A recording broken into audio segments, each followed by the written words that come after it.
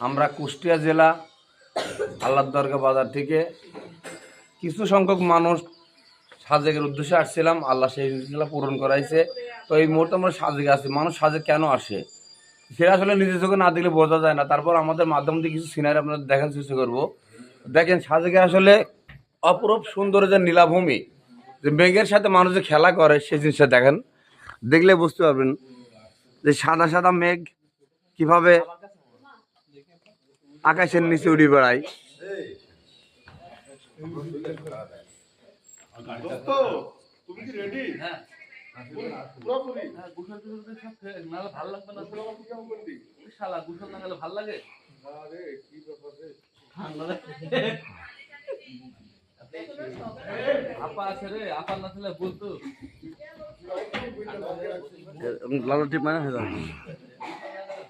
আমাদের ভাই, আপনার কেমন লাগলো অনুভূতিটা বলেন? সাজেকে সুন্দর লাগছে। সাজেকে আসার যে কষ্ট, সেই কষ্টটা আমরা এখানে মেঘ না দেখলে ক্লান্ত মনে ছিল, ক্লান্ত দূর হলো আমাদের।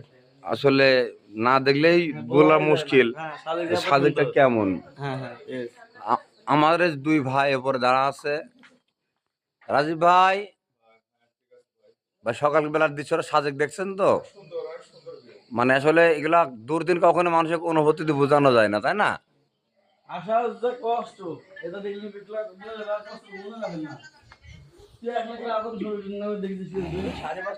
আপনারা কিছু বলেন। আম্মা, আপনার কেমন লাগলো বলেন? ভাই, আসলে সাজেক না আসলে বোঝা যায় না, বোঝা মুশকিল সাজেকটা আসলে কি জিনিস। আপনার কেমন লাগলো?